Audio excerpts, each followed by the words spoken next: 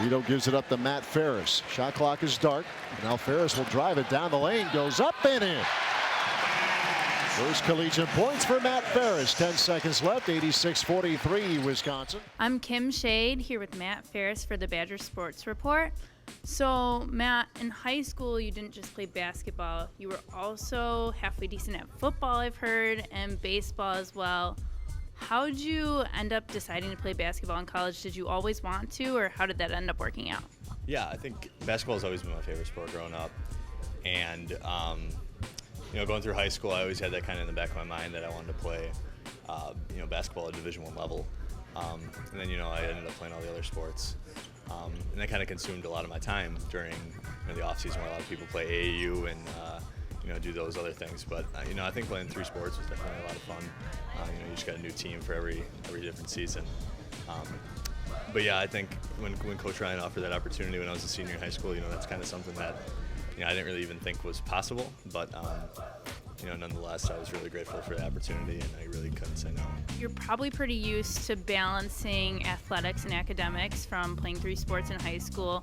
You're in the business school, and you obviously have a pretty hectic schedule with basketball, but what's that transition been like from high school to college? In high school, it was really structured for me, especially because I had all those after-school activities. I wouldn't be able to go home at 3 o'clock and then sit around and have all that time to do my homework. But college gives you a lot more free time. But at the same time, it's a lot more dedication on basketball. We're here for about 5 hours a day, 4 hours a day, between all the meetings and lifting and practice. But it just takes a lot to budget your time and really kind of prioritize what's important. If you got to give up a night going out with your friends to get some schoolwork done, it's just something you got to do. And then I've heard you had 4 brothers growing up.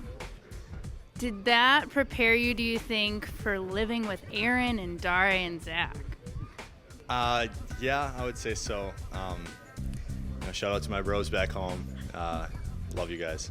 But yeah, definitely. I grew up, actually, me and 3 of my brothers, we all shared a room together. And there's 4 of us in one room. So now if you kind of think about it, we actually have one more roommate, Matt Ross. He's a golfer here. When you think about it, we have 5 guys in a whole apartment.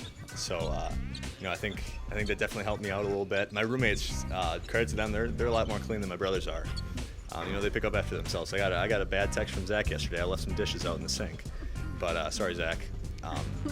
Definitely that was something that I grew up living with, and now it's just kind of the same except without mom and dad around. So.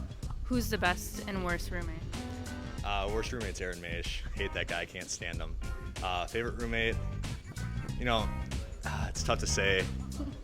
I would say Zach, just to get Aaron mad. But me, Zach, and Aaron, we spend a lot of time together between here and Grand Central.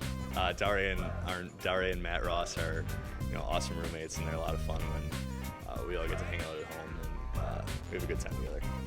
Speaking of Aaron, we saw Khalil giving him a piggyback ride after the Illinois game. Who would you say, if you had to pick, has the best bromance at this moment on the team? I would definitely say it's me and Nigel Hayes. We're really good friends. You could ask Nigel about me. We get along great. No fights there. Best friends forever. So you guys top Khalil and Aaron for sure then? I wouldn't even consider Khalil and Aaron really a bromance. That was just kind of a spur of the moment thing. Okay, so they're posing. Yeah, totally. I mean, if anything, me and Khalil have a bigger bromance than Khalil and Aaron. But yeah, I would say me and Nige for sure. Looking back to last year, you got to go to Indy for the Final Four as a freshman. What was that experience like, and do you have a favorite memory or moment from that week? Yeah, honestly, looking back, it was just one big blur. I think we were there, think about it, like 5 nights, 6 nights maybe. But honestly, it feels like we were there for like 5 hours, just playing the game and then left. It was a lot. It was just so much fun coming home after that victory against Kentucky and seeing. I couldn't even tell you. If you told me there was 1 million people in the hotel, I wouldn't think you're crazy or anything. But there's a lot of people in the hotel.